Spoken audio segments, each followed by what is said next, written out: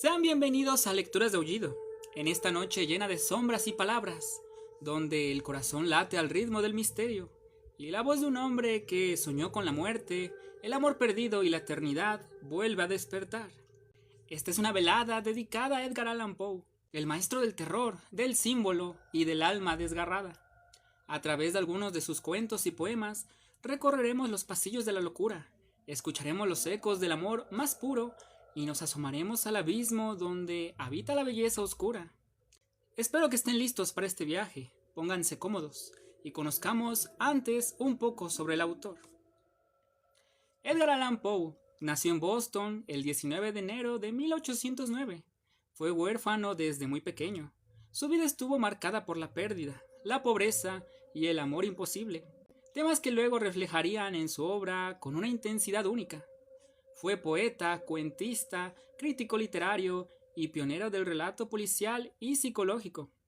Obras como El corazón delator, El gato negro, La caída de la casa Usher o El cuervo no solo definieron el género del terror moderno, sino que también exploraron los abismos más profundos de la mente humana. A lo largo de su vida, luchó contra la adversidad. Fue incomprendido por sus contemporáneos.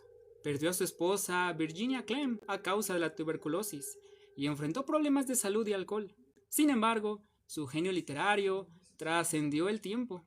Poe falleció en circunstancias misteriosas en Baltimore, un día como hoy, 7 de octubre, pero de 1849, a los 40 años. Aún hoy, nadie sabe con certeza qué ocurrió en los días previos a su fallecimiento. Como curiosidad, cada año, durante más de 7 décadas, un visitante desconocido al que se le apodó The Poet Toaster dejaba sobre la tumba 3 rosas rojas y una botella de coñac. Hasta la fecha nadie ha descubierto su identidad. Así, entre el misterio y la melancolía, Poe sigue vivo, no solo en sus cuentos y poemas, sino en la voz de todos los que nos atrevemos a leerlo. Sin más que decir, comencemos. Publicado por primera vez en 1843, El corazón delator es uno de los relatos más célebres y perturbadores de Edgar Allan Poe. En esta historia, Poe nos sumerge en la mente de un asesino que intenta convencer al lector de su cordura, mientras confiesa un crimen atroz. No hay monstruos ni fantasmas. El verdadero horror nace del interior del ser humano, de esa voz que no calla y que late como un corazón bajo el suelo. Con este cuento, Poe perfeccionó el relato psicológico de terror, mostrando cómo la obsesión, la culpa y la locura pueden entrelazarse hasta destruir por completo a quien la siente. Como curiosidad, cuando el cuento fue publicado en la revista The Pioneer, dirigida por el poeta James Russell Lowell, Poe recibió tan solo $10 por el relato, pero la historia se convirtió en una de las más influyentes de toda la literatura. El corazón delator, cuento de Edgar Allan Poe. Es verdad, soy muy nervioso, espantosamente nervioso, siempre lo fui, pero ¿por qué pretendes que esté loco? La enfermedad ha agudizado mis sentidos, más sin destruirlos ni embotarlos. Tenía el oído muy fino, ninguno le igualaba. He escuchado todas las cosas del cielo y de la tierra, y no pocas del infierno. ¿Cómo he de estar loco? ¡Atención! Ahora verás que con sano juicio y con qué calma puedo referirles toda la historia. Me es imposible decir cómo me ocurrió primeramente la idea, pero una vez concebida, no pude desecharla ni de día ni de noche. No me proponía objeto alguno, ni me dejaba llevar de una pasión. Amaba al buen anciano, pues jamás me había hecho daño alguno, ni menos insultado. No envidiaba su oro, pero tenía una cosa desagradable. Era uno de sus ojos. Sí, eso es.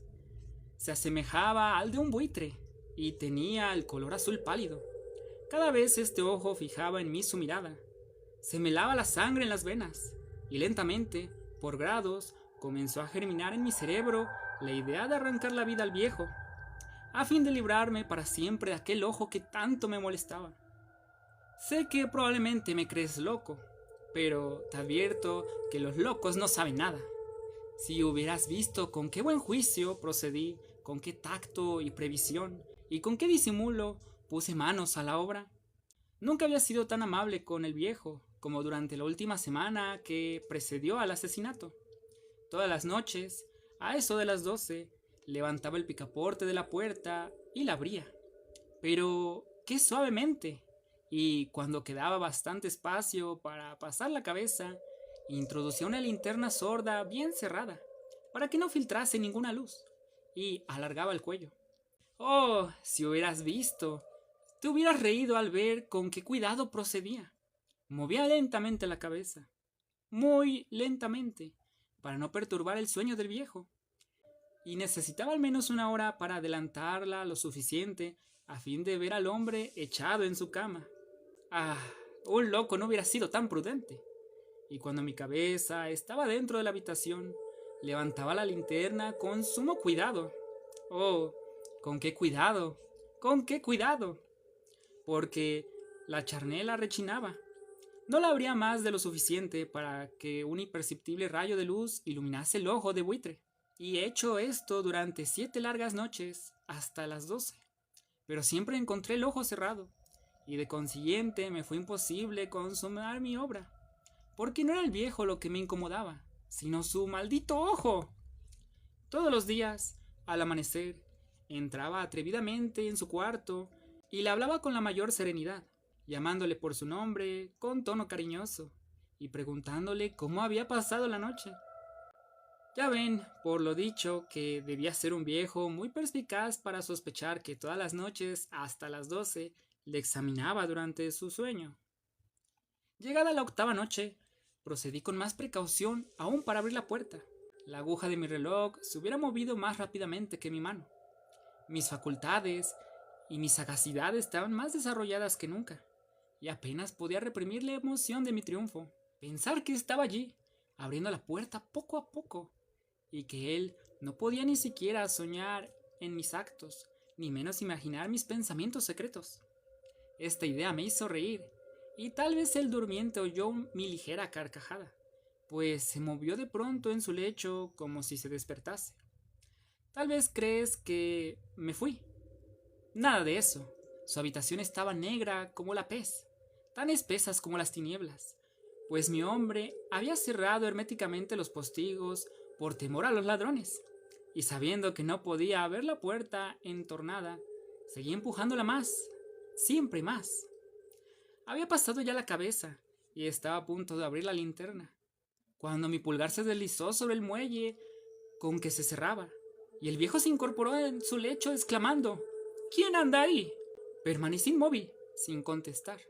Durante 1 hora me mantuve como petrificado, y en todo ese tiempo no le vi acostarse de nuevo. Seguía sentado y escuchando, como yo lo había hecho noches enteras. Pero no he aquí que de repente oigo una especie de queja débil, y reconozco que era debida a un terror mortal. No era dolor ni pena. Oh, no. Era el ruido sordo y ahogado que se elevaba del fondo de un alma poseída de espanto.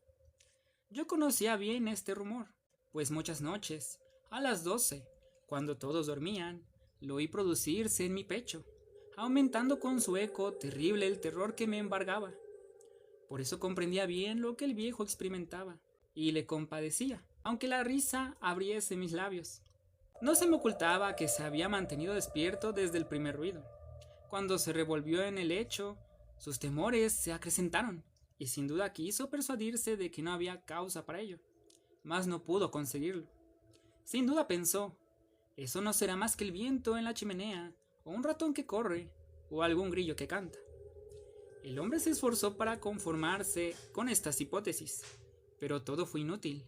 Era inútil porque la muerte, que se acercaba, había pasado delante de él con su negra sombra, envolviendo en ella a su víctima, y la influencia fúnebre de esa sombra invisible era la que le hacía sentir, aunque no distinguiera ni viera nada, la presencia de mi cabeza en la habitación. Después de esperar largo tiempo, con mucha paciencia, sin oírle echar de nuevo, resolví entreabrir un poco la linterna, pero tan poco, que casi no era nada. La abrí cautelosamente, que más no podía hacer, hasta que al fin solo un rayo pálido, como un hilo de araña, saliendo de la abertura, se proyectó en el ojo de buitre. Estaba abierto, muy abierto, y yo me enfurecí apenas lo miré. Vi con la mayor claridad todo entero, con su color azul opaco, y cubierto de una especie de velo hediondo que heló mi sangre hasta la médula de los huesos. Pero esto era lo único que veía de la cara o de la persona del anciano, pues había dirigido el rayo de luz, como por instinto, al maldito ojo. ¿No les he dicho ya que lo que toman por locura no es sino un refinamiento de los sentidos? En aquel momento, un ruido sordo, ahogado y frecuente, semejante al que produce un reloj envuelto en algodón, hirió mis oídos. Aquel ruido, lo reconocí al punto, era el latido del corazón del anciano, y aumentó mi enojo, así como el redoble del tambor sobreexcita el valor del soldado. Pero aún me contuve y permanecí inmóvil, sin respirar apenas, y me esforcé en iluminar el ojo con el rayo de luz. Al mismo tiempo, el corazón latía con mayor violencia, cada vez más precipitante y con más ruido. El terror del anciano debía ser indecible, pues aquel latido se producía con redoblada fuerza cada minuto. ¿Me están escuchando atentos? Ya les he dicho que yo era nervioso, y lo soy en efecto. En medio del silencio de la noche, un ruido tan impotente como el de aquella antigua casa, aquel ruido extraño, me produjo un terror indecible. Por espacio de algunos minutos me contuve aún, permaneciendo tranquilo, pero el latido subía de punto a cada instante, hasta que creí que el corazón iba a estallar, y de pronto me llegó una nueva angustia. Algún vecino podría oír el rumor. Era aquella la última hora del viejo. Profiriendo un alarido, abrí bruscamente la linterna y me lancé en la habitación. El buen hombre solamente dejó escapar un grito, nada más uno. En un instante la arrojé en el suelo, echando sobre él todo el peso enorme de la cama, y entonces sonreí contento al ver mi tarea tan adelantada. Pero durante unos segundos, durante unos minutos, el corazón latió sordamente, aunque esta vez ya no me atormentaba, pues no se podía oír a través de la pared. Al fin cesó el palpitar, porque el viejo había muerto. Levanté la cama y examiné el cadáver. Estaba rígido, completamente rígido. Apoyé mi mano sobre el corazón y la tuve aplicada algunos minutos. No se oía ningún latido. El hombre había dejado de existir y su ojo, desde entonces, ya no me atormentaría más. Si persistes en tomarme como loco, esa creencia se desvanecerá cuando te diga que supe las precauciones al adoptar ocultar el cadáver. La noche avanzaba y yo comencé a trabajar activamente, aunque en silencio. Corté la cabeza, después los brazos y por último las piernas. Enseguida arranqué 3 tablas del suelo de la habitación, deposité los restos mutilados en el espacio hueco y volví a colocar las tablas tan hábil y discretamente que ningún ojo humano, ni aun el tuyo, hubiera podido descubrir nada de particular. No era necesario lavar mancha alguna. Gracias a la prudencia con que procedí, una barrida lo había borrado todo. Terminada la operación, a eso de las 4 de la madrugada, aún estaba tan oscuro como a medianoche, cuando el reloj dio las horas. Llamaron a la puerta de la calle, y yo bajé con la mayor calma para abrir, pues, ¿qué podía temer ya? 3 hombres entraron, anunciándose cortésmente como oficiales de policía. Un vecino había oído un grito durante la noche. Esto bastó para despertar sospechas. Se envió un aviso a las oficinas de policía, y los señores oficiales se presentaban para visitar el local. Yo sonreí, porque nada debía temer, y recibiendo cortésmente a aquellos caballeros, les dije que yo era quien había gritado en medio de mi sueño.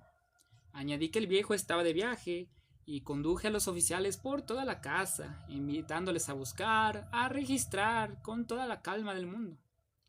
Al fin entré en su habitación y mostré los tesoros del anciano, completamente seguros y en el mejor del orden.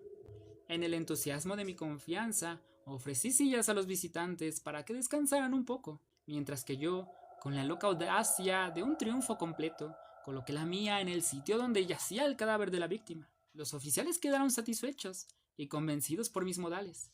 Yo estaba muy tranquilo.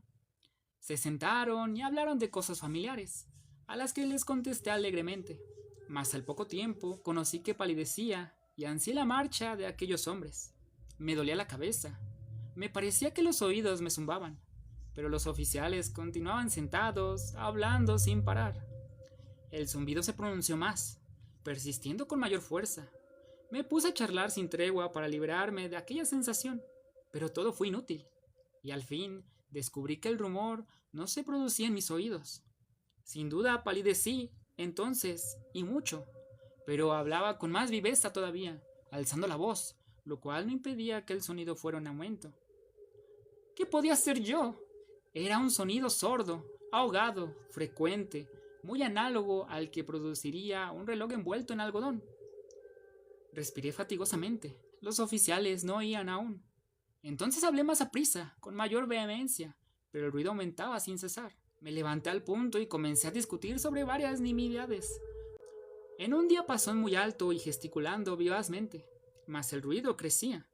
¿Por qué no querían irse aquellos hombres? Aparentando que me exasperaban sus observaciones, di varias vueltas de un lado a otro de la habitación. Mas el ruido iba en aumento. ¡Dios mío! ¿Qué podía hacer? El enojo me cegaba. Comencé a renegar. Agité la silla donde me había sentado, haciéndola rechinar sobre el suelo. Pero el ruido dominaba siempre de una manera muy marcada, y los oficiales seguían hablando, bromeaban y sonreían. ¿Sería posible que no oyesen? ¡Dios Todopoderoso! ¡No! ¡No! ¡Oigan! Sospechaban. Lo sabían todo. Se divertían con mi espanto. Lo creí, y lo creo aún. Cualquier cosa era preferible a semejante burla. No podía soportar más tiempo aquellas hipócritas sonrisas. Comprendí que era preciso gritar o morir, y cada vez más alto. Lo oía, cada vez más alto, siempre más alto. ¡Miserables!, exclamé. No disimulen más tiempo. Confieso el crimen. Arranquen esas tablas. Ahí está, ahí está. Es el latido de su espantoso corazón. Y así concluye el primer cuento con el que abrimos este live, El corazón delator de Edgar Allan Poe. El siguiente poema es Alone. Escrito cuando Poe tenía apenas 21 años, Solo, como se traduce en español, es uno de sus poemas más personales y confesionales. Aquí el autor revela un sentimiento de aislamiento y diferencia frente al resto del mundo. Poe expresa que, desde niño, su mirada y su corazón eran distintos, que veía belleza en lo oscuro y encontraba compañía en la tristeza. Es un poema profundamente íntimo, una ventana al alma del autor, que se sentía distinto, incluso mucho antes de ser famoso. Como curiosidad, el manuscrito original de Solo fue hallado mucho tiempo después de su fallecimiento, lo que hace que este poema sea una especie de testamento emocional. Con ustedes el poema Solo, de Edgar Allan Poe. Desde mi hora más tierna no he sido como otros fueron, no he percibido como otros ven, no pude extraer del mismo arroyo mi placer, ni de la misma fuente ha brotado mi desconsuelo. No he logrado hacer vibrar mi corazón al mismo tono, y si algo he amado, lo he amado solo. Entonces, en mi infancia, en el albor de una vida tormentosa, del crisol del bien y del mal, de su raíz misma, surgió el misterio que aún me abisma. Desde el venero o el vado, desde el rojo acantilado, desde el sol que me envolvía en otoño con su pátina bruñida, desde el rayo electrizante que me rozó, seco y rasgante, desde el trueno y la tormenta y la nube cenicienta que, en el cielo transparente, formó un demonio en mi mente.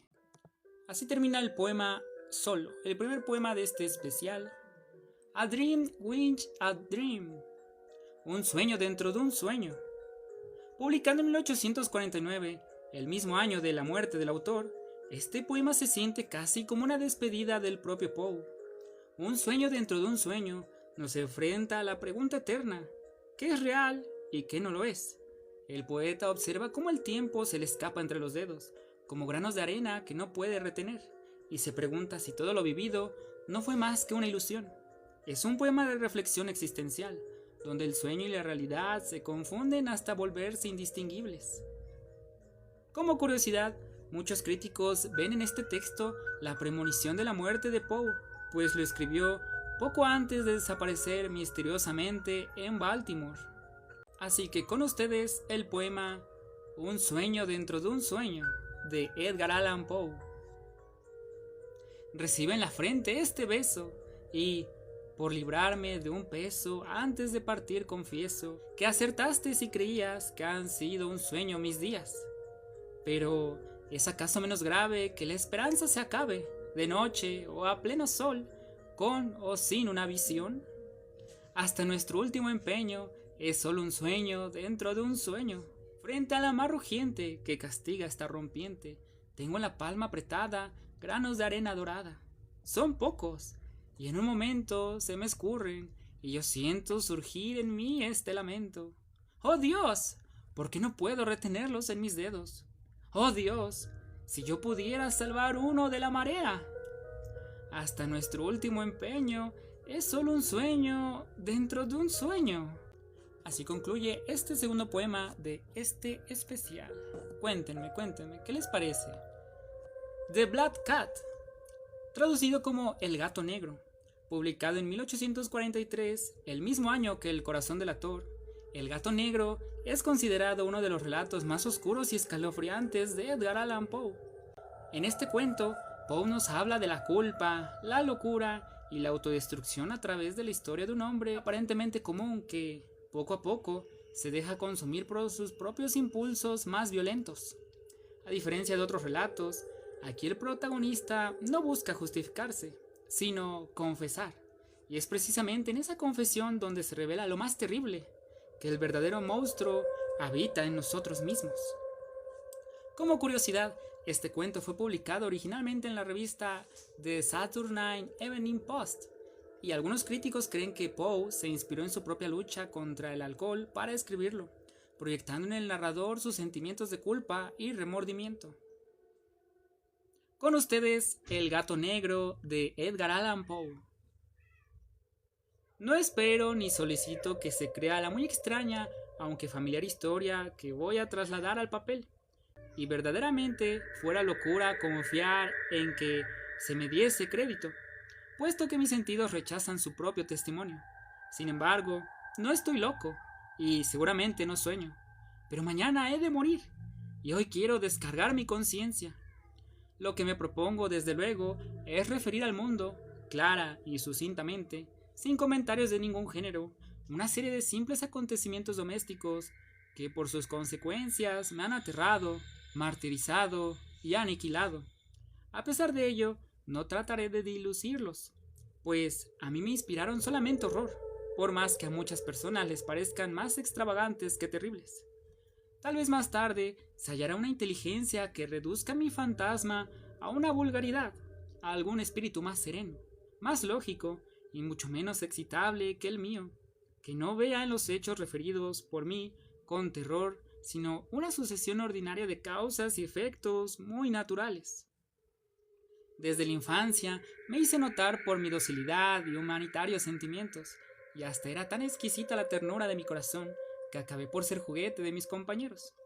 Mi afición y cariño a los animales no tenía límites, y mis padres me habían permitido conservar muchas especies favoritas, de modo que pasaba el tiempo con unas y otras, y nunca me creía tan feliz como cuando les daba de comer y las acariciaba. Esta particularidad de mi carácter se desarrolló a medida que iba creciendo, y cuando llegué a ser adulto, fue la fuente principal de mis recreos. A los que se han encariñado con un perro fiel y sagaz, no necesito explicarles la naturaleza e intensidad de los goces que esto puede reportar. En el amor desinteresado de un animal, en ese sacrificio de sí mismo, hay algo que va directamente al corazón de aquel que tuvo, con frecuentes ocasiones, de apreciar el valor de la mezquina amistad y la frágil fidelidad del hombre natural. Me casé muy pronto, y tuve la dicha de hallar en mi esposa un carácter que simpatizaba con el mío. Al observar mi afición a esos favoritos domésticos, no perdió la oportunidad de proporcionarme individuos de la especie que más me agradaba. Y así tuvimos aves, un pez dorado, un magnífico perro, conejos, un mono pequeño y un gato. Este último era en realidad un animal hermoso y robusto, completamente negro y de maravillosa sagacidad. Al hablar de su inteligencia, mi mujer, que en el fondo era bastante supersticiosa, hacía frecuentes alusiones a la antigua creencia popular según la cual se considera a todos los gatos negros como brujos disfrazados. No quiero decir con esto que mi señora hablara siempre con formalidad sobre el asunto. Y si cito el hecho es simplemente porque me acude en este momento a la memoria. Plutón, así se llamaba el gato, era mi favorito, mi compañero. Solo de mis manos recibía su alimento y me seguía por la casa a todas partes, con tal insistencia que no sin trabajo le impedía salir también a la calle tras de mí. Nuestra amistad subsistió así algunos años, durante los cuales mi carácter y mi temperamento, por efecto del demonio de la intemperencia, y me sonrojo al confesarlo, sufrió una alteración radicalmente mala, cada vez más sombrío e irritable, y más indiferente a los sentimientos de los demás. Usaba un lenguaje brutal al hablar con mi esposa, y al final pasé a las violencias personales. Mis pobres favoritos hubieron de resentirse, naturalmente, del cambio de mi carácter, pues no contento con descuidarlos, fueron maltratados. En cuanto a Plutón, le guardaba aún las suficientes consideraciones para no proceder con él del mismo modo, pero no tenía miramiento alguno con los conejos, el mono y hasta el perro. Cuando por casualidad o por cariño me salían al paso, mi dolencia me aquejaba cada vez más, pues ¿qué enfermedad hay comparable con el alcohol? Y al fin el mismo Plutón, que ya se hacía viejo y comenzaba a ser un poco fastidioso, hubo de sentir también los efectos de mi maligno carácter. Cierta noche, al entrar en casa, completamente ebrio, pues salía de una de mis acostumbradas tascas de los arrabales, me imaginaba que el gato evitaba mi presencia. Quise tomarlo para castigarlo, pero espantado por mi ademán, me infirió una ligera herida con los dientes. Enfurecido como un demonio, ya no me reconocí. Mi alma primera pareció huir del cuerpo, y en cada fibra de mi ser se infiltró una malignidad hiperbólica. Saturada de ginebra, saqué del bolsillo del chaleco un cortaplumas y le abrí. Tomé al pobre animal por el cuello y deliberadamente le hice saltar un ojo de la órbita. Me sonrojo, me estremezco al dar cuenta de esta censurable atrocidad. Al recobrar la razón por la mañana, cuando se hubieran desvanecido los vapores de mi Saturnal de la víspera, experimenté a la vez el horror y el remordimiento por el crimen que me había hecho culpable. Pero era un sentimiento equívoco y débil que no penetró hasta el alma. Volví a entregarme a los excesos y muy pronto ahogué en el vino el recuerdo de mi mala acción. Sin embargo, el gato se curó lentamente. Cierto que la órbita del ojo perdido tenía un aspecto espantoso, pero el animal no parecía sufrir ya. Iba y venía por la casa según su costumbre. Si bien, como debía esperarse, huía con terror al acercármele yo. Conservaba un bastante de mi primera bondad para que me afligiera al pronto aquella evidente antipatía de parte de un ser que tanto me había querido antes. Pero a este sentimiento siguió muy pronto la irritación, y entonces se manifestó, como para señalar mi caída final e irrevocable, el espíritu de la perversidad. La filosofía no tiene en cuenta ese espíritu, mas tan cierto como que el alma existe, creo que la perversidad es uno de los primitivos impulsos del corazón humano, una de las primeras facultades o sentimientos indivisibles que imprimen la dirección al carácter del hombre, que nos ha sorprendido 100 veces consumando un acto necio o vil, solo porque estaba persuadido de que no debía cometerlo.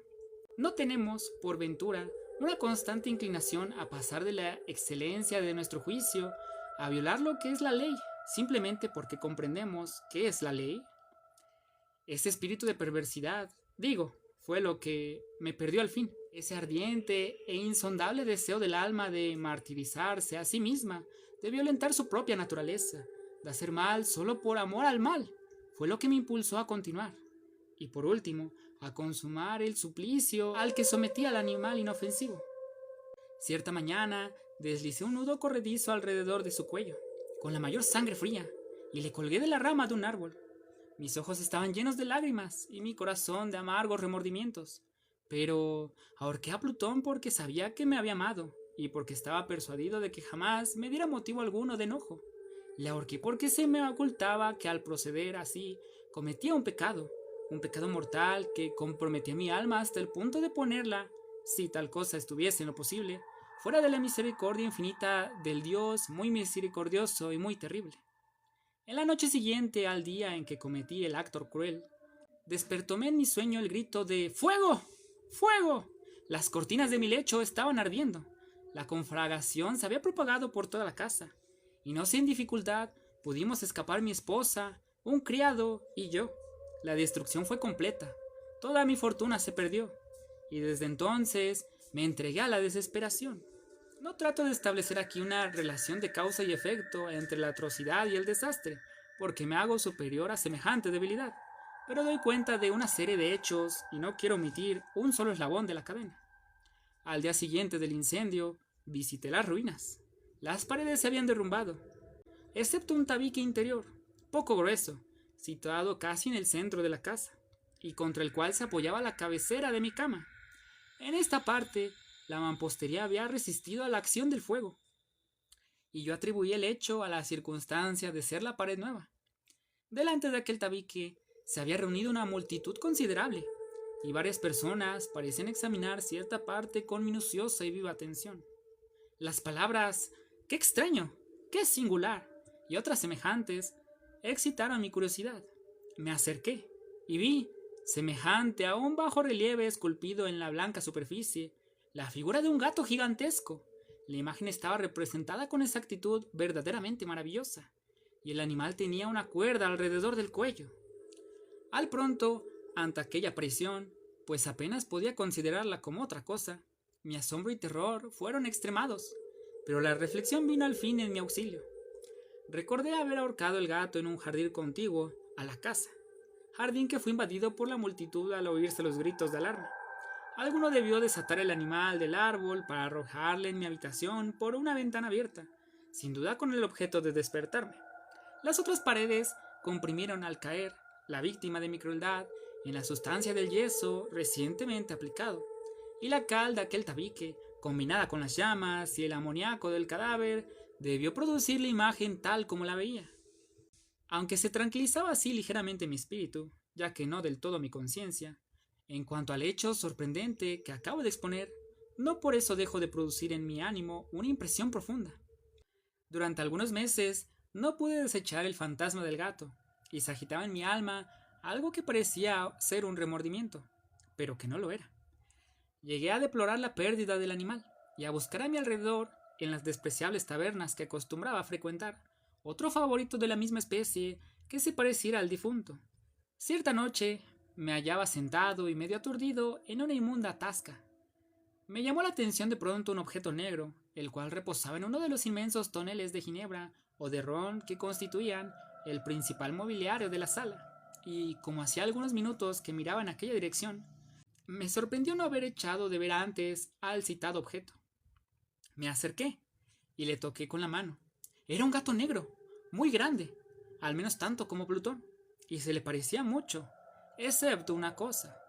El difunto no tenía un solo pelo blanco en todo el cuerpo, mientras que éste presentaba una mancha blanca, aunque de forma indecisa, que cubría casi toda la región del pecho. Apenas lo hube tocado, se puso en pie al punto, produciendo esa especie de ronquido particular que en los gatos indica la satisfacción. Se restregó contra mi mano, y pareció muy contento con mis caricias. Aquel era el animal que yo buscaba, y por lo tanto ofrecí al dueño comprárselo, pero el hombre me dijo que no era suyo, y que no le había visto nunca antes. Seguí acariciándolo, y cuando me disponía a volver a casa, el animal pareció inclinado a seguirme. Le permití que me acompañara, y de vez en cuando me detenía para hacerle una caricia. Cuando llegamos a casa, entró como si fuese la suya, y al punto se encariñó con mi esposa. En cuanto a mí, muy pronto experimenté una marcada antipatía contra el animal, es decir, lo contrario de lo que yo esperaba. No sé cómo ni por qué fue así, pero la evidente ternura del gato me disgustaba, me producía fatiga. Poco a poco, este sentimiento de disgusto y enojo rayó en la amargura del odio. Me alejaba siempre del animal, pero una especie de vergüenza y el recuerdo de mi primer acto de crueldad me retrajeron del maltrato. Durante algunas semanas me abstuve de pegarle al gato o de cometer alguna violencia, pero gradual e insensiblemente llegué a mirarlo con indecible horror. Rehuí en silencio su odiosa presencia, como el soplo de la peste. Lo que contribuyó, sin duda, a enconar mi odio contra el gato fue el descubrimiento, a la mañana siguiente al día que lo llevé a casa, de que, así como Plutón, le faltaba un ojo. Solo por esto mi mujer le cobró más cariño, pues, según dicho ella, poseía un alto grado de esa ternura de sentimiento, característica en mi otra época, y fuente de mis secretos más sencillos y puros. Sin embargo, el afecto del gato hacia mí parecía ir en aumento, a medida que mi adversión redoblaba. Seguía mis pasos con una tenacidad que difícilmente imaginaría al lector, en este caso el escucha. Si me sentaba, se colocaba debajo de la silla, o saltaba sobre mí, prodigándome sus caricias espantosas, y si me levantaba para andar, se introducía entre mis piernas, exponiéndome a una caída, o más bien clavaba sus largas y agudas uñas en mi ropa, trepando hasta mi pecho. En tales instantes, y aunque deseaba matarle de un golpe, me lo impedía en parte el recuerdo de mi primer crimen, pero más aún, debo confesarlo de una vez, el verdadero terror que el animal me inspiraba. Y este terror no era seguramente producido por un animal físico, aunque me costaría mucho definirlo de otro modo. Casi me avergüenzo de confesar que el terror y el horror que el gato me causaba habían ido en aumento por una de las más extrañas quimeras que fuera posible concebir. Mi esposa me había llamado más de una vez la atención sobre el carácter de la mancha blanca de que ya he hablado, y que constituía la única diferencia visible entre el nuevo gato y el que yo había eliminado. El lector recordará, en este caso el escucha. Sin duda que aquella mancha, aunque grande, era primeramente vaga en su forma, pero lentamente, por grados imperceptibles, que mi razón se esforzó largo tiempo en considerar como imaginarios, adquirió al fin contornos muy bien marcados, llegando a ser la imagen de un objeto que no puedo nombrar sin estremecerme. Esto era lo que me hacía mirar al gato con horror y disgusto, y lo que me hubiera impulsado a librarme de él, si me hubiese atrevido, porque esa mancha era la imagen de una cosa hedionda, siniestra, la imagen de una horca. Oh, lúgubre y terrible máquina, máquina de horror y de crimen, de agonía y de muerte. Y desde aquel instante me consideré más mísero que cuanto pudiera serlo toda la humanidad, y ya no conocí la beatitud del reposo, ni del día ni de noche. Durante el día, el animal no me dejaba solo por un momento, y por la noche, cuando despertaba de mis sueños, agitados por indefinible angustia, sentía cada momento en mi rostro el hálito tibio del gato, y su enorme peso. Era la encarnación de una pesadilla que en mi potencia no podía sacudir, que estaba eternamente incrustada en mi corazón. Bajo la presión de semejantes tormentos, lo poco bueno que aún quedaba en mí desapareció. Todos mis pensamientos fueron malos, los más sombríos y peores que pueda haber. La tristeza de mi carácter habitual degeneró en odio a todas las cosas y a toda la humanidad. Y a mi esposa, que no se quejaba nunca. ¡Ay de mí! Sufría las consecuencias de mi martirio, y era la más paciente víctima de las frecuentes e indomables erupciones de la ciega furia que desde entonces me dominó. Cierto día me acompañó con motivo de cierta ocupación doméstica al sótano de la vieja casa donde nuestra pobreza nos obligaba a vivir.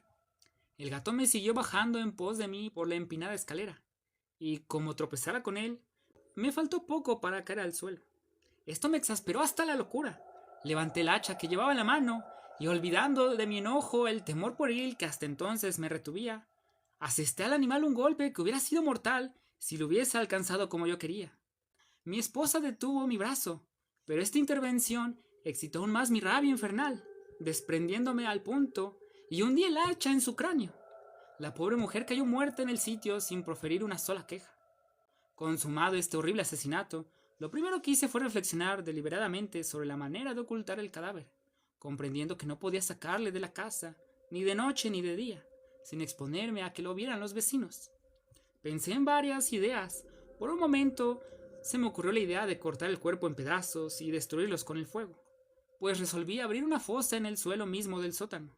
Luego me pareció mejor arrojarlo en el pozo del patio. Me pareció más conveniente, sin embargo, encerrarlo en una caja a guisa de mercancía en la forma acostumbrada, y encarar a un mozo de cordel que lo llevase a un punto cualquiera. Por último, adopté un plan que me pareció el mejor de todos. Se reducía a emparedar el cadáver allí mismo, como lo hacían con sus víctimas los monjes de la Edad Media. El sótano tenía muy buenas condiciones para llevar a cabo mi proyecto. Las paredes, levantadas a la ligera, habían sido cubiertas recientemente en toda su extensión con una capa de yeso que, a causa de la humedad, de la atmósfera no se había endurecido, y en una de ellas se veía un saliente formado por una especie de falsa chimenea, cuyo hueco se había rellenado. No dudé que me fuera fácil retirar los ladrillos en aquella parte, introducir el cuerpo y tapiarlo, de modo que nada pudiera infundir sospechas. No me engañé en mi cálculo. Con el auxilio de unas grandes pinzas quité fácilmente los ladrillos, y después de apoyar el cuerpo contra la pared interior, lo sostuve en una posición hasta que hube dejado toda la mampostería como antes estaba, sin mucha dificultad. Después busqué mortero y arena. Con todas las precauciones imaginables, preparé una amargaza que no se podía diferenciar de la obra, y cubrí los ladrillos con una capa cuidadosamente. Cuando hube terminado, vi con satisfacción que la obra era perfecta. La pared no presentaba ni la menor señal de la operación. Recogí todos los restos escrupulosamente y apisoné el suelo, por decirlo así. Al mirar triunfalmente a mi alrededor, dije para mis adentros: aquí, por lo menos, no se habrá perdido inútilmente mi trabajo. Mi primera diligencia fue después buscar al gato, causa de aquella terrible desgracia, porque estaba resuelto a aniquilarlo. Si lo hubiera encontrado en aquel momento, nada le habría salvado. Pero el astuto animal, inquieto sin duda por mi reciente enojo, parecía haber resuelto a esconderse. Difícil me sería dar una idea de la profunda sensación de alivio que la ausencia del odiado animal me produjo en mi corazón. No se dejó ver en toda la noche, y así es que esta fue la primera vez que pasé tranquilo desde que el gato estaba en la casa. Dormí profundamente. Sí, dormí, con el peso de aquel asesinato sobre mi alma.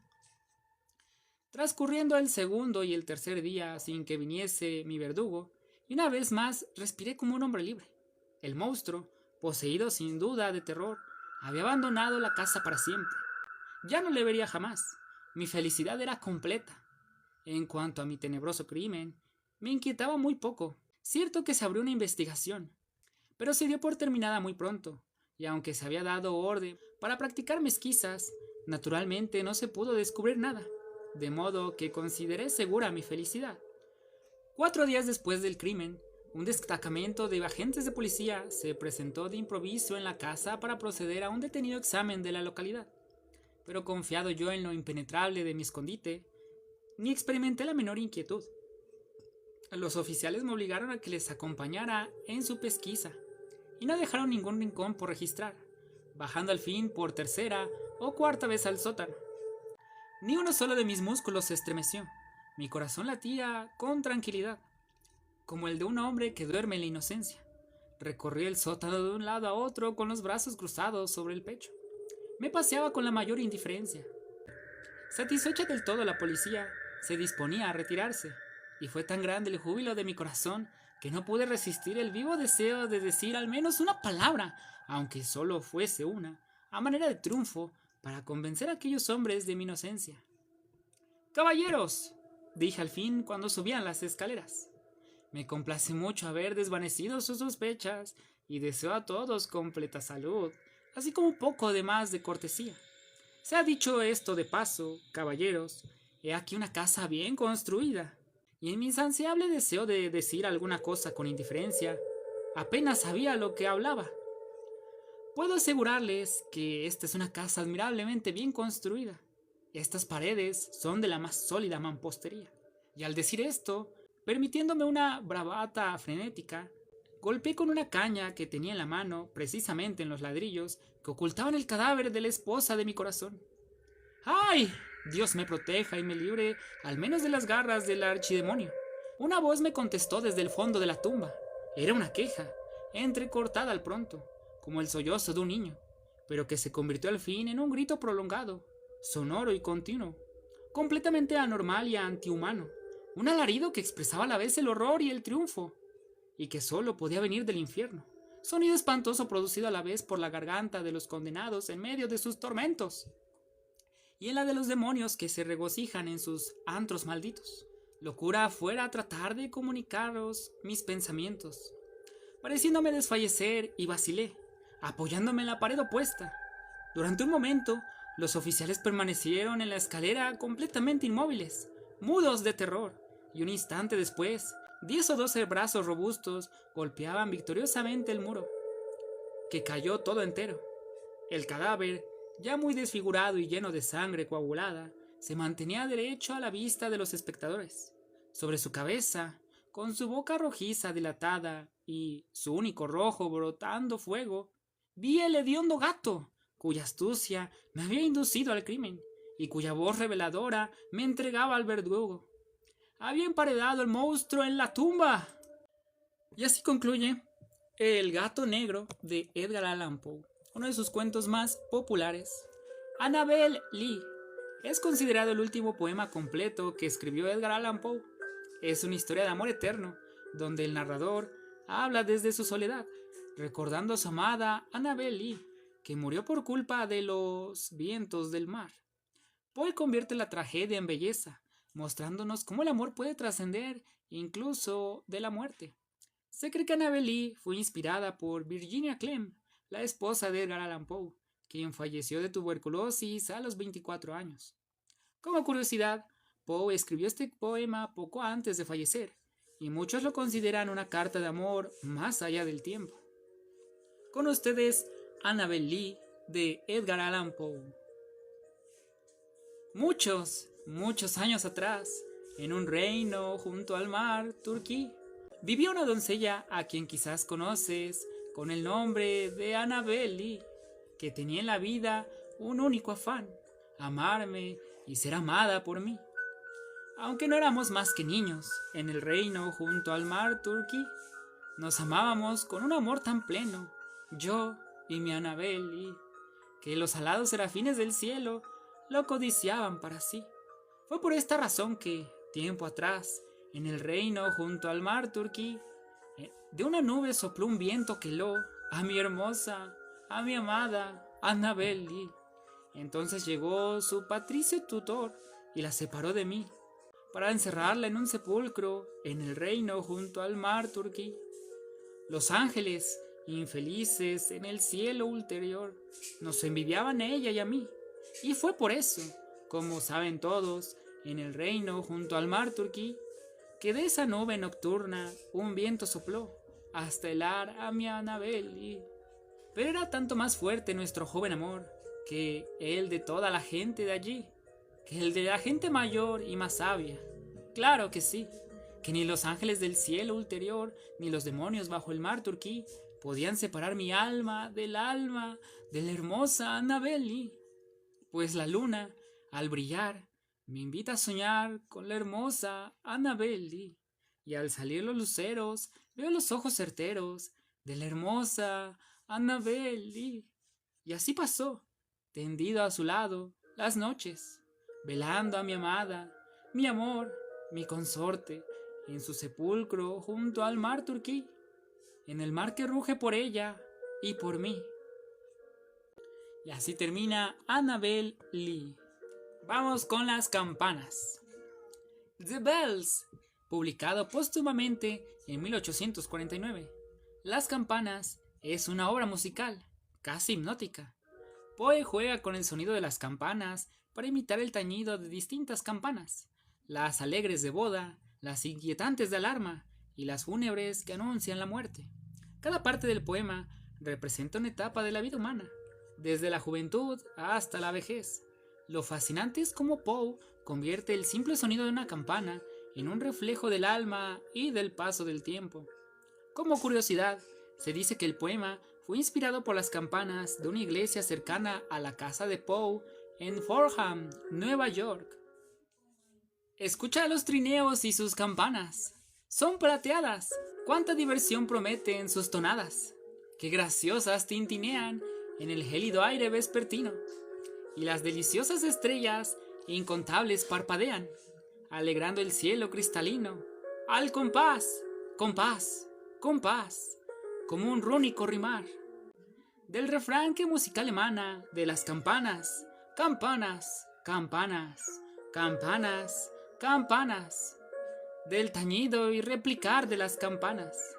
Escucha las dulces y nupciales campanas, son doradas, que mundo de dicha anuncian excitadas, como llenan de deleite con sus trinos el aire fragante y vespertino. De las auroleadas notas, sin desentonar ninguna, qué canción nítida flota hasta la tórtola que escucha absorta, encumbrándose en la luna. Oh, qué eufónico torrente se desgrana voluminosamente en las notas delicadas. Cómo emana, cómo clama hacia el futuro y proclama la emoción que hay encerrada en el tintineo y balanceo de las campanas, campanas, campanas, campanas, campanas, campanas, en el rimado repicar de las campanas. Escucha las sonoras campanas de alarma, su bronce brama. Qué historia aterradora presagian excitadas. Cómo llenan de histéricos aullidos el aturdido oído vespertino. Demasiado horrorizadas para hablar, solo atinan a chillar, y no aciertan ni una nota. En su clamoroso intento de rogar piedad al fuego, en su loca controversia con el fuego sordo y fiero, que se estira al cielo, con efímero deseo, y resuena voluntad de posarse, ahora o jamás, junto a la pálida luna que flota. ¡Oh, las campanas! Campanas que aterrorizadas narran historias desgarrantes. ¿Cómo rechinan, chocan y braman? ¡Cuánta desesperación derraman en el seno del aire palpitante! Pero el oído sin duda intuye en el talán y el repicar. Como el peligro mengua o huye, el oído sin duda se percata en el doblar y en el balancear. Como el peligro crece o se aplaca en el crecer o aplacar del furor de las campanas, de las campanas, de las campanas, campanas, campanas, campanas, en el clamor y el redoblar de las campanas. Escucha cómo doblan las campanas en hierro forjadas, que solemnes pensamientos su monodia propaga, en el hondo silencio vespertino, con que temor nos afligimos ante la tristeza amenaza de su acento, pues cada sonido que brota de sus gargantas rotas y oxidadas es un nuevo lamento. Y la gente, las personas que en el campanario, a solas con el viento, tañen, tañen, tañen, tañen ese moncor de aliento, y disfrutan, no se extrañen, oprimiéndonos el pecho. No son mujer o varón, ni humano ni bestia son demonios o espantajos, y es su rey quien, a destajo, va agitando los badajos hasta arrancarles de cuajo un himno a las campanas. Con qué jactancia desgrana el himno de las campanas, y aúlla, baila y se afana al compás, compás, compás, de ese rúnico rimar que palpitan las campanas, campanas, que sollozan las campanas, al compás, compás, compás, del golgorio que dimana con un rúnico rimar, del tolón de las campanas, campanas, del doblar de las campanas, campanas, campanas, campanas, campanas, del lamento y el clamor de las campanas. Continuamos con The Premature Burial, es traducida y conocida como Enterrado Vivo. Publicado en 1844, Enterrado Vivo es uno de los relatos más inquietantes de Edgar Allan Poe, y también uno de los más reales. En esta historia, Poe explora uno de los mayores miedos del ser humano: despertar dentro de un ataúd, sepultado antes de tiempo. El narrador, víctima de una enfermedad que lo deja en un estado parecido a la muerte, vive obsesionado con la posibilidad de ser enterrado vivo, y esta obsesión lo lleva al borde de la locura. Más que un simple cuento de terror, Poe convierte esta pesadilla en una reflexión sobre la fragilidad entre la vida y la muerte, sobre cómo el miedo puede ser tan asfixiante como la misma tumba. Como curiosidad, en la época de Poe, el miedo a ser enterrado vivo era tan común que muchas personas pedían ser enterradas en ataúdes de seguridad, con campanas o tubos de aire por si despertaban. Incluso llegó a leer en los periódicos varios casos reales que lo inspiraron directamente para escribir esta historia. Enterrado Vivo es una advertencia, una pesadilla y una revelación. A veces, el terror más profundo no viene de los muertos, sino de los vivos que temen morir. Con ustedes el cuento Enterrado Vivo de Edgar Allan Poe. La relación de ciertos hechos, a pesar del interés vivísimo que inspiran, son a veces demasiado horribles para que sirvan de argumento a una obra literaria. Ningún novelista podría echar mano de ellos sin grave peligro de disgustar y hasta de hacer daño al lector. Para que puedan aceptarse asuntos semejantes, es preciso que se presenten con el severo traje de la verdad histórica. Estremece la lectura de los detalles del paso del Bersina, del terremoto de Lisboa, de la epidemia de Londres, del desgüello de San Bartolomé, o de la asfixia de los ingleses prisioneros en Blackhall, de Calcuta. Pero los hechos, la realidad y en cada palabra, la historia, es lo que nos conmueve. Si semejantes relatos fuesen únicamente producto de la imaginación, no engendrarían más sentimiento que el del horror. He citado unas cuantas de las más terribles y célebres hecatombes que la historia consigna, pero lo que más hiere nuestra imaginación es la magnitud y la naturaleza de esas calamidades. Considero inútil advertir que mi trabajo pudiera reducirlo únicamente a escoger entre la enorme lista de las miserias humanas. Casos aislados de un dolor cualquiera, más material y más individual que el que surge de la generalidad de esos desastres gigantescos. Sin género alguno de duda, se puede afirmar que el verdadero dolor, el límite del sufrimiento, no es general, sino particular, y debemos agradecer a Dios que, en su bondad, no permitió que semejante exceso de agonía lo sufriese el hombre en masa o en colectivo, sino el hombre en unidad o de forma individual.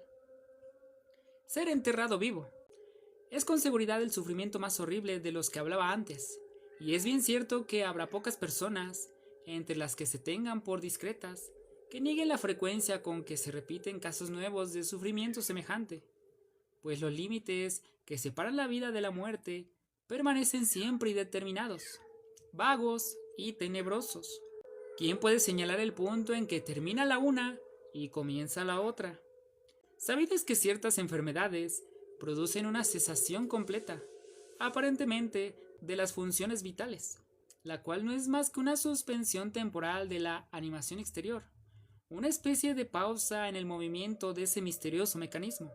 Algunos instantes bastan para que en un principio invisible e ignoto imprima otra vez un movimiento a esos maravillosos resortes y a esos engranajes invisibles.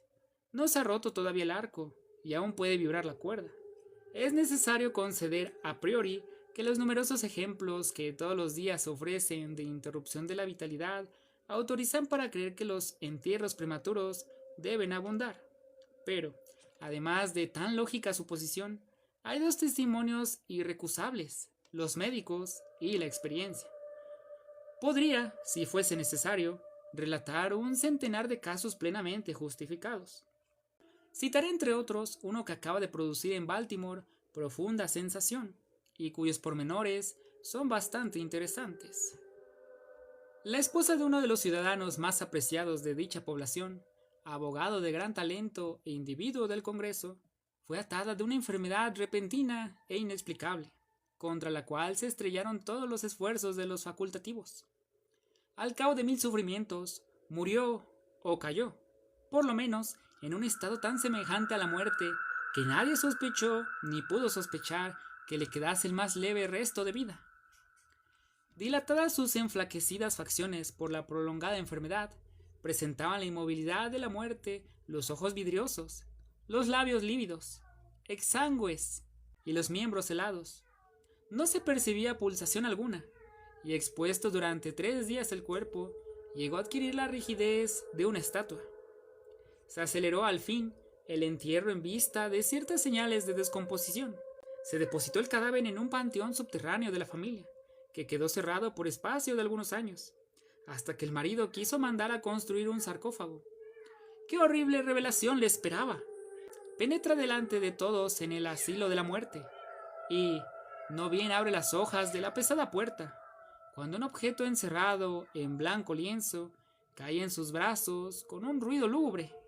Era el esqueleto de su mujer, envuelto en los restos de la mortaja. Examinando todo al instante con minuciosidad, no quedó duda de que la desgracia debió volver en sí, 1 o 2 días después de su entierro, y con los esfuerzos realizados al retomar a la vida. Se cayó el féretro desde una especie de nicho o cornisa en que estaba colocado, y se rompió contra el pavimento, de suerte que el infeliz hubo de verse libre de este modo de la caja en que le encerraron. Al lado de los primeros peldaños de la estrecha escalera por donde se ascendía al tenebroso recinto, había un trozo grande de la caja, del cual debió servirse probablemente la mujer del abogado, con la loca esperanza de abrir brecha en aquella firmísima puerta, o con el acertado propósito de llamar la atención de alguien. Allí debió desmayarse, seguramente, de cansancio y de morir poco después de terror y de hambre. Enganchado el lienzo de la mortaja en un saliente cualquiera del herraje, se pudrió de pie y quedó de aquel modo colgada a la puerta de su tumba. Otro caso de inhumación prematura ocurrió en 1810. Enseña que muchas veces la fábula no llega en rarezas hasta donde alcanza la verdad misma. La heroína de esta historia es Victoria Lafourcade, hija de buena familia, rica y de notable hermosura. Tenía, como es natural, muchos pretendientes, de los cuales uno era un pobre periodista o literario llamado Julien Bousset, cuyo talento y bello carácter produjeron una favorable impresión en la joven, que hubo de enamorarse de él. Sin embargo, el orgullo venció al amor, y Victoria contrajo matrimonio con un tal Mr. Renil, especulador diplomático muy renombrado en la bolsa, que no tardó en olvidarse de su mujer, llegando hasta maltratarla. Después de algunos años de matrimonio desgraciado, una grave enfermedad, acelerada por muchos disgustos, ocasionó la muerte de Victoria, o al menos en un estado tan semejante a la muerte, misma que todos hubieron de engañarse, y la dieron sepultura, no en un panteón, sino en el cementerio de la aldea de donde era natural. Desesperado, Julien parte de París, y a pesar de la distancia, se pone en camino, con el romántico propósito de apoderarse de las sedosas trenzas de aquella a quien tanto amó. Viajaba sin detenerse un solo instante, y llega a la tumba de Victoria. A medianoche desentierra el féretro, lo abre, y cuando ya se disponía a cortar la deseada cabellera, observa con espanto que la señora Renil abre dulcemente los ojos. La habían enterrado viva, y su amante llegó en el momento preciso en que salía de su profundo letargo. Medio loco de gozo, la tomaba Julien en sus brazos y la lleva a la casa que poseía en la aldea. Le aplica todos los medios que le proporcionan sus conocimientos, bastante extensos en medicina, logrando, al cabo, volverla a la vida y darse a conocer como su salvador. No se separa un momento de su lado, teniéndola oculta a la vista de todo el mundo, y consigue, poco a poco, restablecer nuevamente su salud. Como el corazón de la pobre mujer no era de mármol y, como, además, tenía bastantes motivos de arrepentimiento por haberse dejado arrastrar por la vanidad y el orgullo, se dio al fin a su primer amor. En vez de volver a casa de su marido, ocultó su resurrección y se marchó a América con su amante. Transcurridos 20 años, creyó la dichosa pareja poder volver a Francia, suponiendo que los estragos del tiempo no permitirían a los amigos de la señora Renil reconocer sus facciones. Se engañaron, sin embargo, porque el banquero reconocía en el acto y le ordenó que volviese al lado suyo. Se negó ella rotundamente y el asunto fue sometido a los tribunales.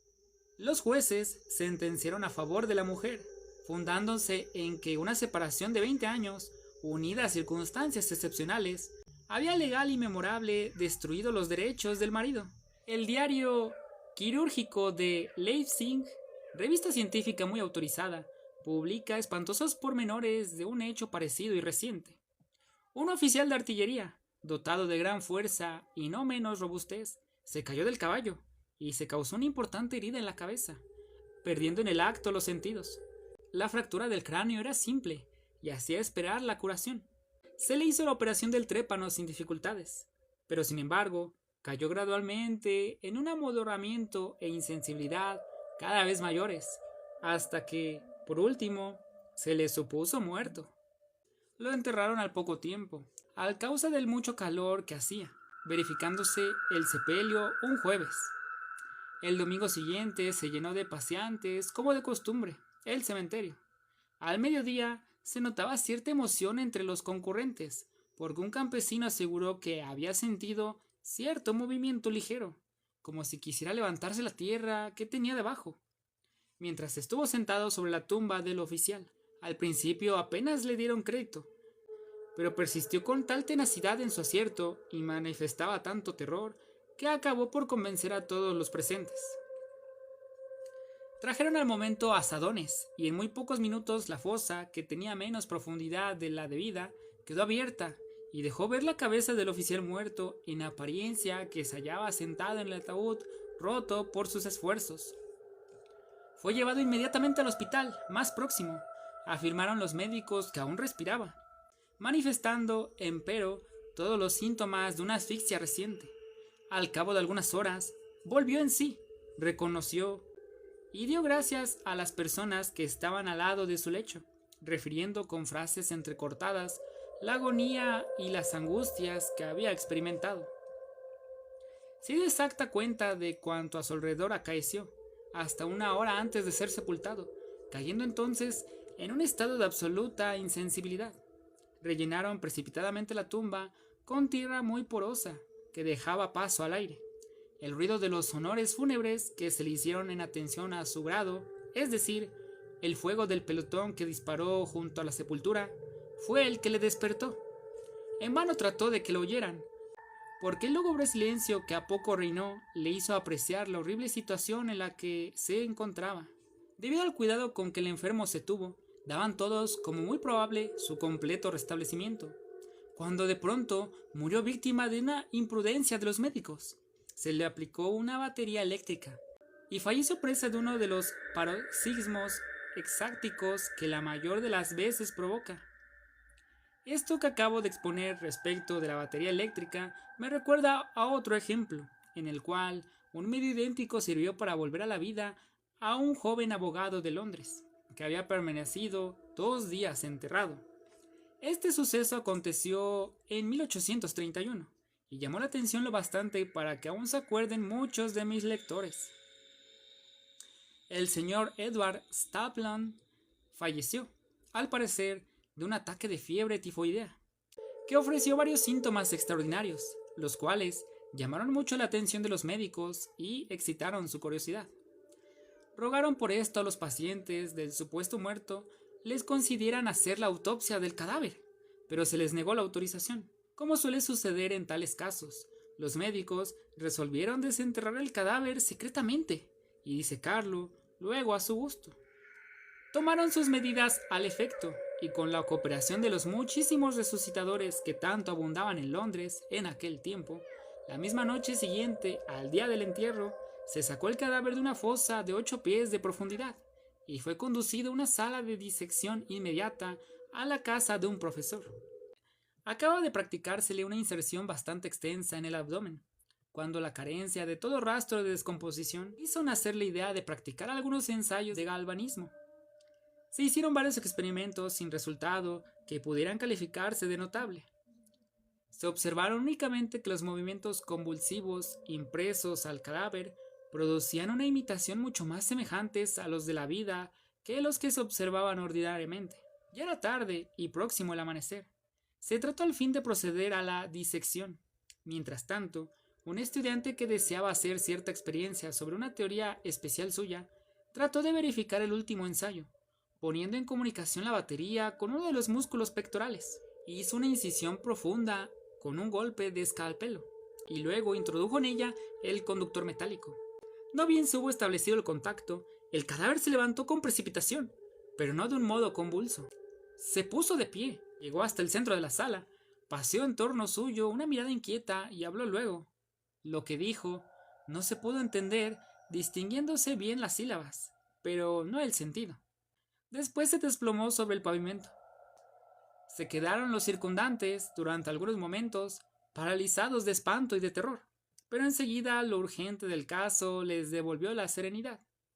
No cabía duda de que el señor Stapleton estaba vivo y acababa de sufrir un síncope, siendo suficiente algunas gotas de éter para volverlo en sí.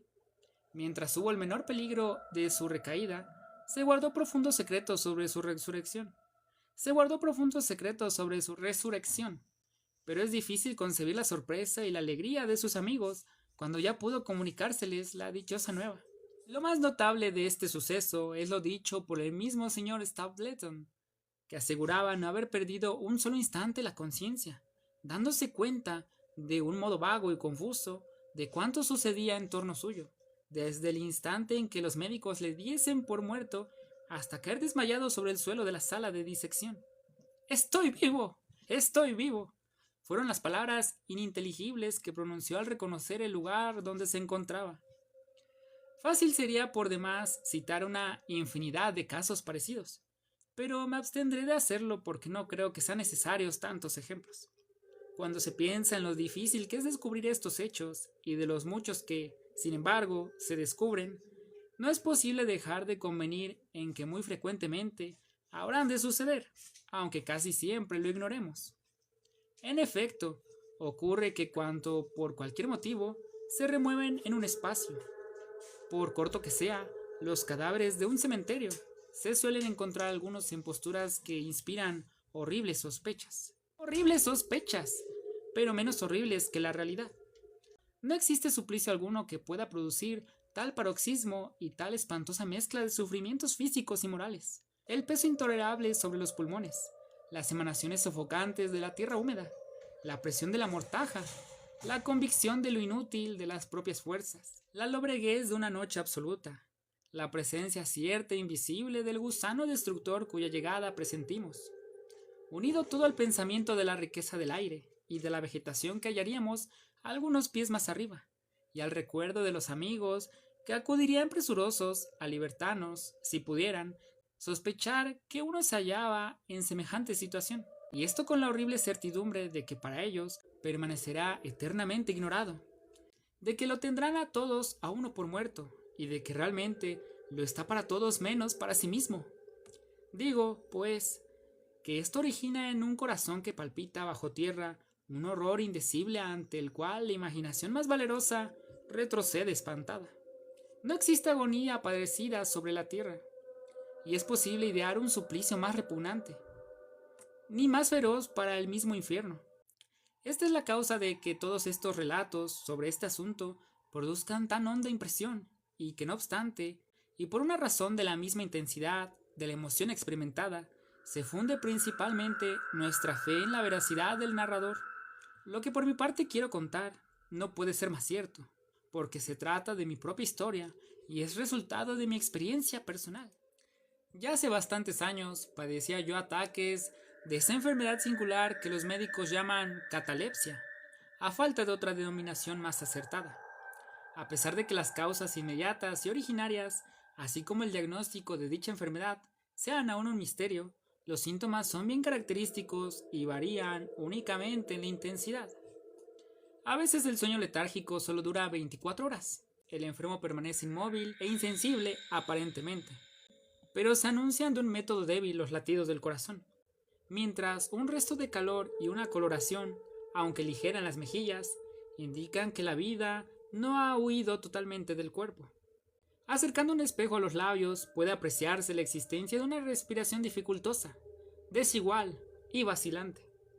En otros, por el contrario, dura ese sueño de plomo semanas enteras, y el más detenido examen y las más rigurosas pruebas no bastan para descubrir diferencias aparentes entre el estado del enfermo y el de un cadáver. Frecuentemente aquellos que padecen esta singular enfermedad no pueden liberarse de una larga agonía, sino gracias a sus amigos, que, conocedores de que se hallan sujetos a tales accesos, se obstinan hasta los últimos momentos en abrigar dudas acerca de su muerte, y no ceden sino a la vista de la descomposición. Afortunadamente la enfermedad sigue una marcha progresiva. Sus primeros síntomas son fáciles de reconocer. Los accesos van en progresión ascendente de duración y de intensidad, debiéndose a esta progresión que sean menores las posibilidades de entierros prematuros. El infeliz cuyo primer ataque tuviera la gravedad de las crisis subsiguientes sería, no a dudarlo, enterrado vivo en el ataúd. La enfermedad que yo padecía no se diferenciaba en circunstancia alguna importante de las que constan en las obras de medicina.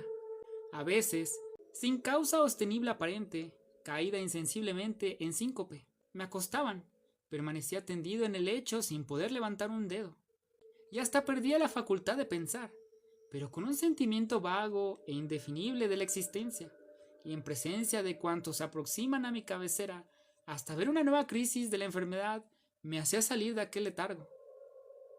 En otras ocasiones, el ataque era repentino y caía presa del vértigo, abrumado de abatimiento y tránsito de frío.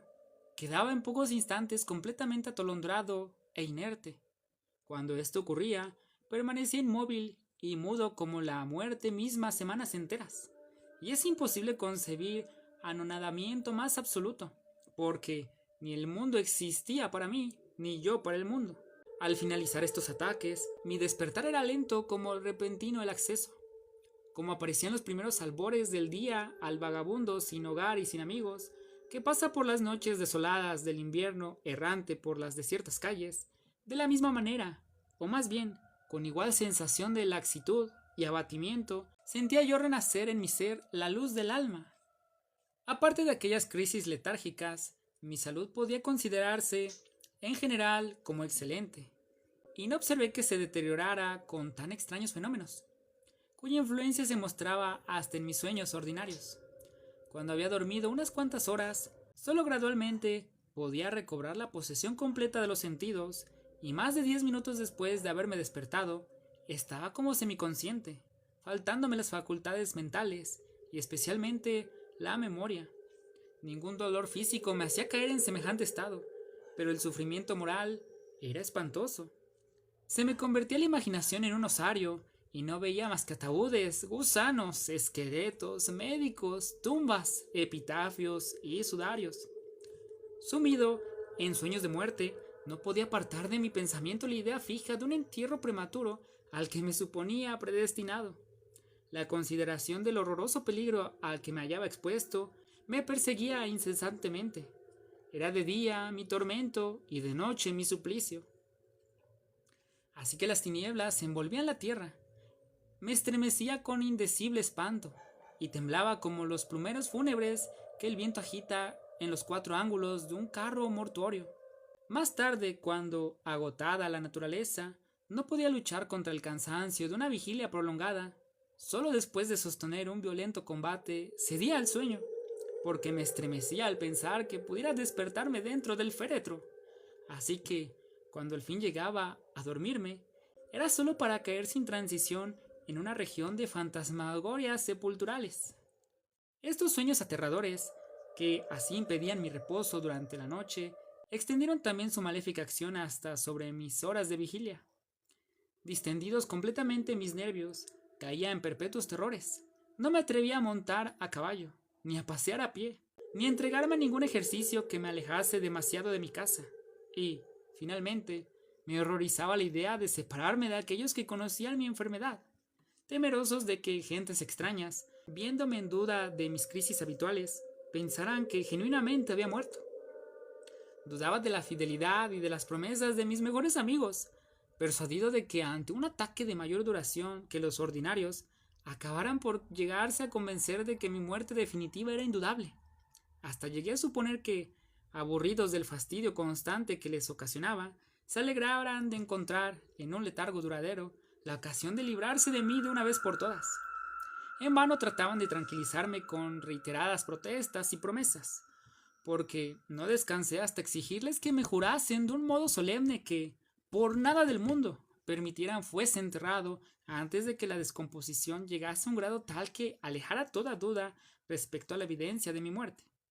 Ni aun este juramento me fue suficiente para tranquilizarme, para desvanecer mi constante terror. Así es que tomé multitud de precauciones originalísimas. Entre otras, reconstruí el panteón de mi familia de forma que la puerta pudiera abrirse por sí misma en virtud de muchos resortes situados en el interior, de tal modo que la presión más ligera en uno fuera suficiente para abrirla. Dejé libre entrada al aire y a la luz. Hice colocar aguas y provisiones en diversos nichos abiertos en las proximidades de la caja, que también almohadillé perfectamente, y a la cual hice poner una tapa construida con las mismas condiciones que la puerta, es decir, con resortes que obedecían a la más leve presión interna. Además, por medio de una cuerda atada a mi muñeca, podía hacer sonar una campana colocada en el sonoro centro de la bóveda del panteón. Cuán ineficaces son las precauciones mejor calculadas, y la vigilancia más previsora para burlar la voluntad del destino. Nada basta para evitar las agonías de una inhumación prematura al infeliz que se halle condenado por los hados a experimentarla. Un día, como otras muchas veces me había ya ocurrido, me sentía renacer, por así decirlo, gradualmente una vaga percepción de la vida, y con suma lentitud veía surgir la aurora apagada y tibia del día físico, inquieta pesadez, apática indiferencia, sensación de molestia indefinida, carencia absoluta de cuidados, de esperanzas y de esfuerzos. Más tarde, y pasado un largo intervalo, zumbidos en los oídos y, tras un espacio de tiempo más grande aún, calambres en las extremidades. Luego, un periodo al parecer eterno de quietud profunda en que despertando el pensamiento trabajaba con afán para ordenar las ideas. Después, una recaída en el anonadamiento. Y por último, la vuelta a la vida que se manifiesta con una conmoción apenas perceptible en los párpados. Al propio tiempo, rápida como una descarga eléctrica, una sensación de intenso terror agolpa la sangre toda al corazón. La imaginación intenta entonces su primer pensamiento. Pide auxilio a la memoria, y solo obtiene de un modo incompleto y muy parcial. Sin embargo, mi memoria se ha despertado lo bastante para que se me alcance en algo la realidad de mi situación. Sé que no despierto de mi sueño ordinario, y recuerdo que padezco crisis catalépticas. Por fin, como la invasión súbita de un océano, se hiela el alma al pensar en el horroroso peligro que corro. Durante algunos momentos permanezco inmóvil como una estatua, no atreviéndome a ensayar el más ínfimo esfuerzo que pueda paternizarme la verdad. Y, sin embargo, siento en el corazón como una voz que me dijera: «Se ha cumplido tu suerte». La desesperación, tal como no existen palabras que la pinten, me obliga, al fin, tras un número infinito de esfuerzos, a levantar los entorpecidos párpados. Abro los ojos. La oscuridad me rodea, oscuridad absoluta, y presumir que aquellas tinieblas son las de una noche sin término. Quiero gritar, remuevo convulsamente los labios y la lengua secados, pero inútilmente. No puedo arrancar sonido alguno del pecho, que se me figura tenerlo bajo el peso de una montaña. Cada vez con el mayor trabajo lo levanto al aspirar. Sufro una agonía indescriptible. La ineficacia de mis tentativas para gritar me indica que me han atado la mandíbula inferior, como se acostumbra a efectuar en los muertos. Observo también que me encuentro tendido sobre una materia dura que por todos lados me oprime el cuerpo. Hasta aquel momento no me había atrevido a hacer el más ligero movimiento, pero, al fin, extiendo violentamente los brazos que tenía cruzados sobre el pecho, y tropiezo con una tabla colocada horizontalmente sobre mí, y a unas 6 pulgadas de la cara. Ya no me es posible la duda. Me hallo enterrado en un féretro. Hasta en semejante momento de suprema angustia, no me abandona el ángel de la esperanza. Pienso en todas las precauciones que tengo tomadas. Me retuerzo, hago esfuerzos sobrehumanos para levantar la tapa, que no cede. Busco en las muñecas el cordón de las campanas, y no lo encuentro. Entonces me abandona también la esperanza. No puedo menos de observar la falta de almohadillamiento que tan cuidadosamente dispuse yo. Luego siento de repente un olor muy marcado de tierra mojada. La deducción no puede ser más que una. No me han puesto en mi panteón. En alguna salida de las mías me ha acometido el accidente entre gentes desconocidas. Cuándo y cómo no me es posible recordarlo aún. Me han enterrado como un perro, metido y clavado en un féretro cualquiera, común y corriente, y arrojado en el fondo de una fosa sin nombre. Cuando se apoderó de mi alma tan horrible certidumbre, traté de hacerme oír otra vez, y conseguí arrojar un lamento prolongado, salvaje y continuo, que más bien era el último aullido de la agonía, y que rompió el silencio de aquella noche subterránea. «¿Hola? ¡Hola!», respondió una ronca voz. «¿Qué demonios ocurre?», preguntó otra voz. «¡Bájame de aquí!», agregó un tercero. «¿Terminará usted de aullar de ese modo?», dijo un cuarto interlocutor. Y agarrándome los que componían aquel cuarteto, me zarandearon de lo lindo, sin ceremonia, durante algunos minutos, no mostrando tener manos de manteca, ni mucho menos. Aquellas gentes contra cuya rudeza no se me ocurrió protestar, no me despertaron, porque cuando grité me hallaba ya bien despierto, pero me ayudaron a recobrar el uso de la memoria, y recordé dónde me encontraba. El suceso ocurrió en Richmond, estado de Virginia.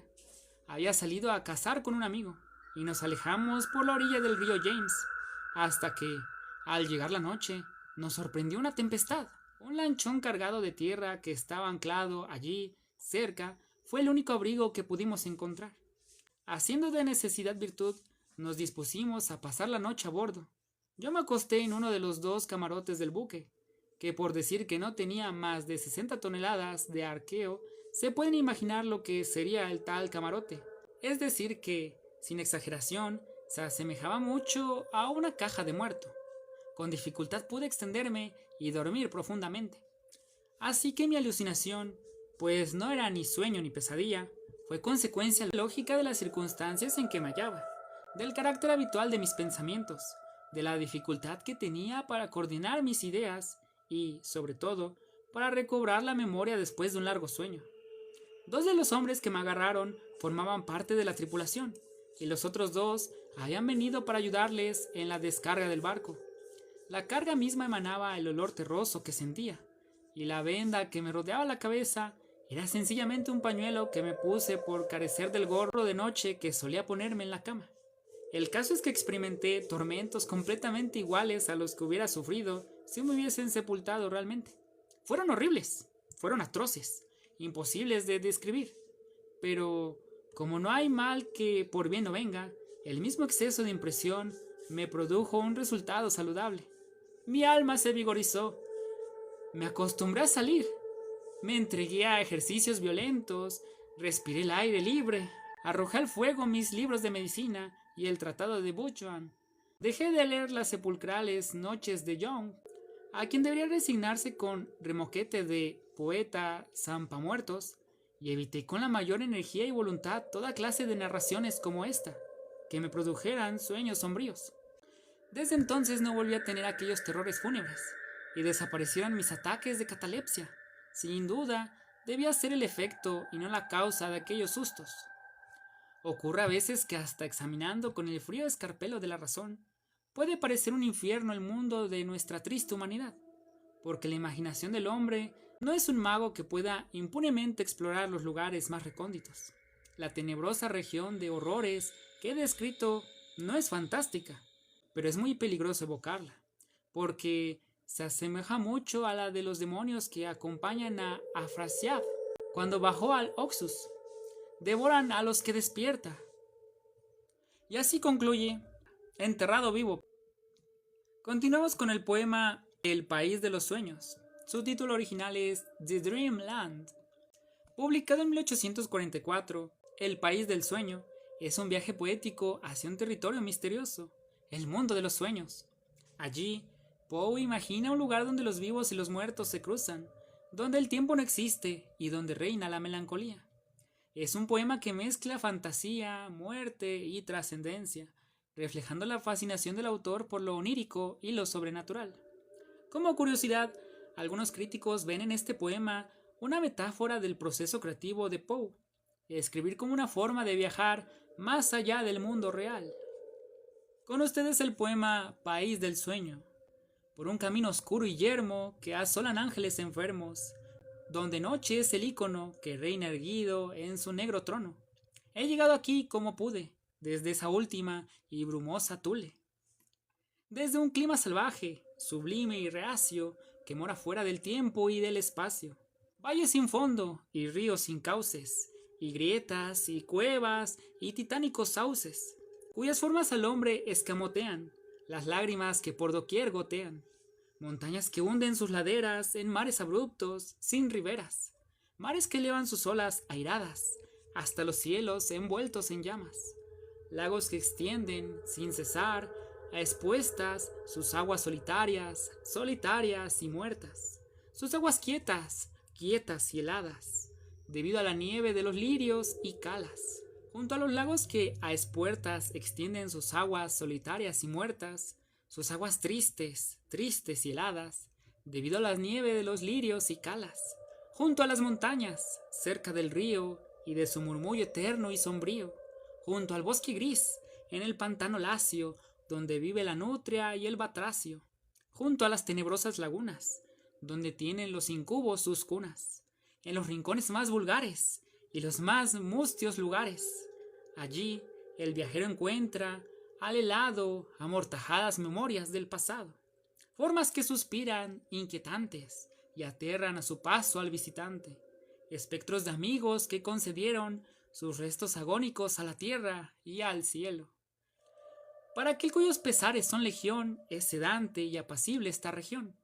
Para el espíritu que avanza rodeado de sombras es, ¡oh!, todo el dorado. Pero el viajero, al atravesarla, no debe demorarse en escrutarla. Jamás los frágiles ojos humanos podrán posar la vista en sus arcanos. Lo quiere así su rey, que ha vedado alzar tenue párpado cerrado, de modo que la infastua alma que pasa ve lo que ve tras un velo de gasa. Por un camino oscuro y yerno que asolan ángeles enfermos, donde noche es el ícono que reina erguido en su negro trono. He vuelto a casa como pude desde esa última y brumosa Tule. Bueno, vamos con la introducción al poema El Cuervo. The Raven, publicado en 1845, El Cuervo es, sin duda, la obra más famosa de Edgar Allan Poe. Este poema narra la historia de un hombre que es visitado por un misterioso cuervo que parece hablar. Más allá de la historia sobrenatural, el poema representa la obsesión, el duelo y la locura, temas recurrentes en toda la obra de Poe.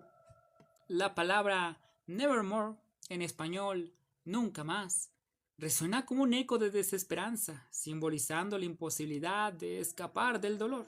Como curiosidad, Poe tardó meses en construir la estructura de este poema, planeando cada estrofa con precisión matemática. Él mismo dijo que lo escribió buscando la belleza melancólica perfecta. El Cuervo. Cierta medianoche acaciaga, cuando, con la mente cansada, meditaba sobre varios libros de sabiduría ancestral y asentía adormecido. De pronto se oyó un rasguido, como si alguien muy suavemente llamara a mi portal. Es un visitante, me dije, que está llamando al portal. Eso es todo y nada más. Ah, recuerdo tan claramente aquel desolado diciembre. Cada chispa desfalleciente dejaba un rastro espectral. Yo esperaba ansioso al alba, pues no había hallado calma en mis libros, ni consuelo en la pérdida abismal de aquella a quienes los ángeles Leonor podrían llamar, y aquí nadie nombrará.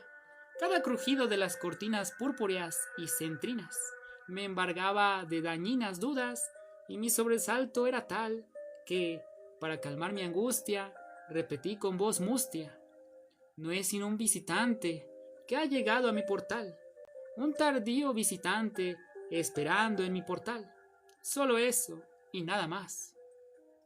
Mas de pronto me animé y sin vacilación hablé. Caballero, dije, o señora, me tendrás que disculpar, pues estaba adormecido cuando oí tu rasguido, y tan suave había sido tu golpe en mi portal que dudé de haberlo oído. Y abrí de golpe el portal. Solo había sombras y nada más. La noche miré de lleno, de temor y dudas pleno, y soñé sueños que nadie osó soñar jamás. Pero en ese silencio atroz, superior a toda voz, se oyó la palabra Lenor, que yo me atrevía a susurrar.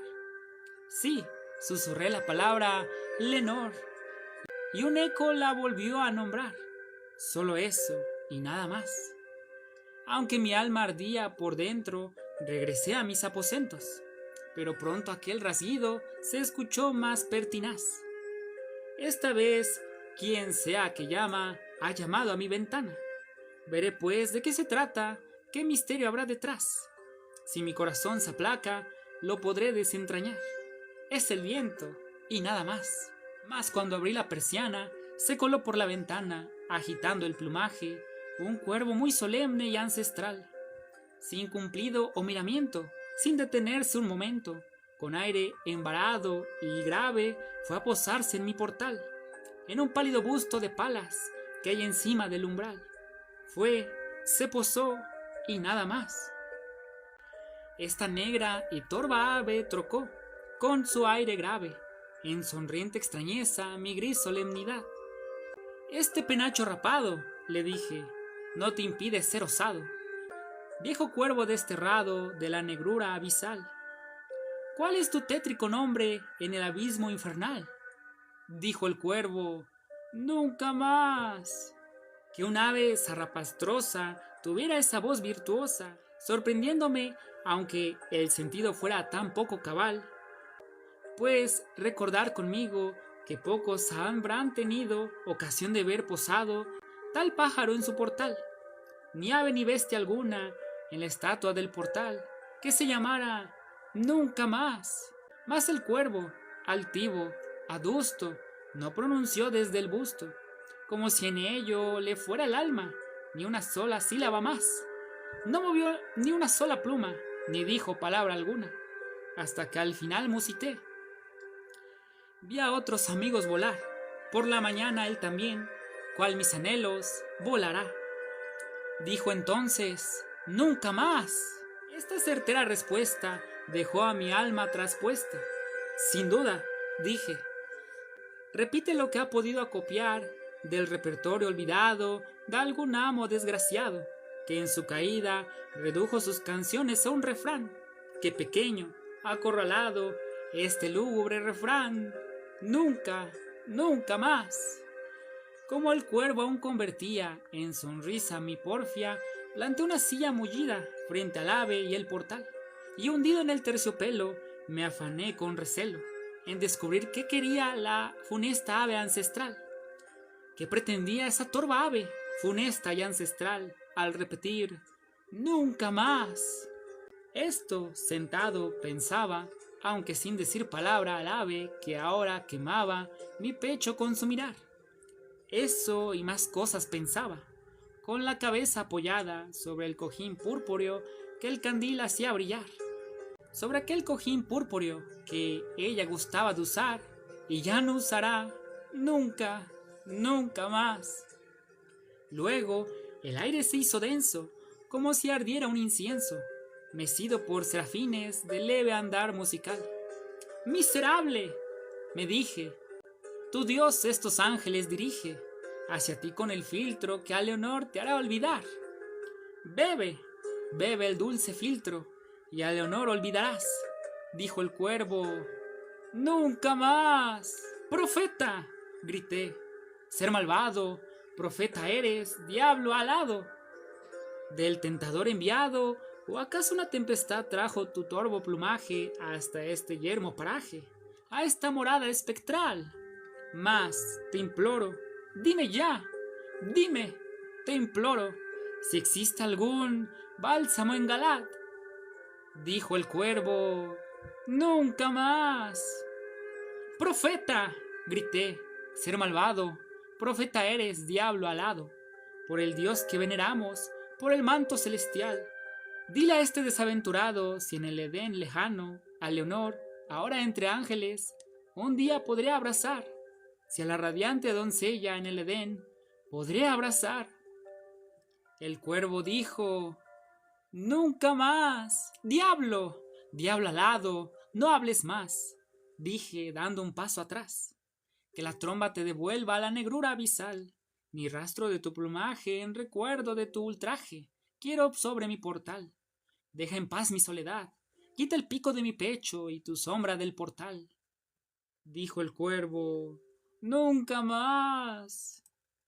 Y el impávido cuervo osado aún sigue posado en el pálido busto de palas que hay encima del portal, y su mirada aguileña es la de un demonio que sueña, cuya sombra el candil en el suelo proyecta fantasmal, y mi alma, de esa sombra que allí flota fantasmal, no se alzará nunca más.